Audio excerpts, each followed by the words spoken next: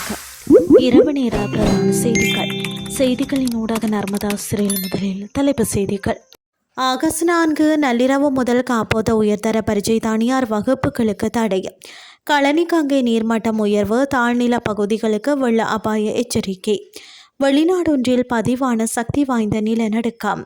இனி விரிவான செய்திகள். 2026 ஆண்டிற்கான காப்போத உயர்தர பரீட்சையை முன்னிட்டு எதிர்வரும் ஆகஸ்ட் மாதம் 4 நள்ளிரவு 12 மணி முதல் பரீட்சை நிறைவடையும் வரை தனியார் வகுப்புகள் மற்றும் கருத்தரங்குகளை நடத்துவதற்கு முற்றாக தடை விதிக்கப்பட்டுள்ளது. இலங்கை பரீட்சைகள் திணைக்களம் வெளியிட்டுள்ள ஊடக அறிக்கையில் தெரிவிக்கப்பட்டுள்ளது.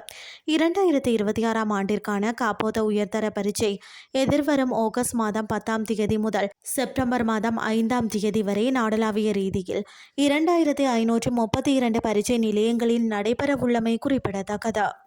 களனி கங்கையின் நீர்மட்டம் அதிகரித்து வருவதால் அதன் தாழ்நில பகுதிகளுக்கு நீர்ப்பாசன திணைக்களம் சிறிய அளவிலான வெள்ள அபாய எச்சரிக்கை விடுத்துள்ளது. தெஹியோவிட்ட, ருவன்வெல்ல மற்றும் சீதாவக்கே ஆகிய பிரதேச செயலக பிரிவுகளுக்கு உட்பட்ட களனிகங்கை பாயம் தாழ்நில பகுதிகளில் வாழும் மக்கள் விழிப்புடன் இருக்குமாறும் கேட்டுக்கொள்ளப்பட்டுள்ளனர். அண்மையில் மழைப்பொழிவு காரணமாகவே இந்த நீர்மட்ட உயர்வு ஏற்பட்டுள்ளது.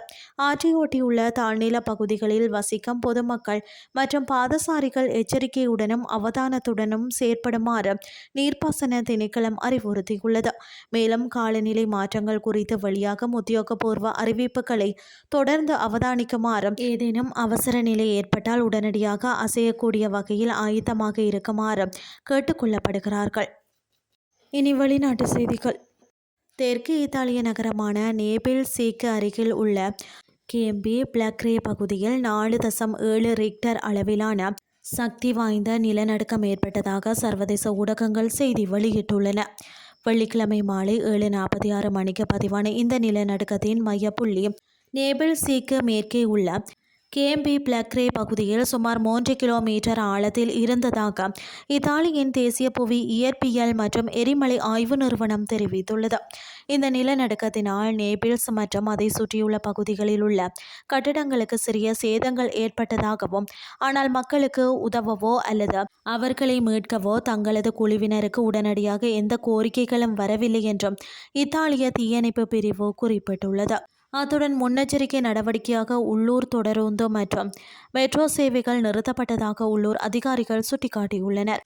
அப்பகுதியில் இதுவரை பதிவான மிகவும் சக்தி வாய்ந்த நிலநடுக்கங்களில் இதுவும் ஒன்றாகும் என்றும், நில அதிர்வுகள் ஏற்பட்ட போது சில பகுதிகளில் மக்கள் வீதிகளுக்கு ஓடி வந்ததாகவும் இத்தாலிய ஊடகங்கள் தெரிவித்துள்ளன.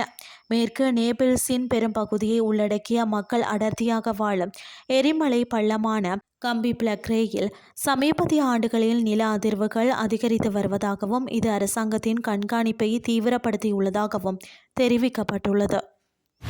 செய்திகள் யாவும் நிறைவடைகின்றது.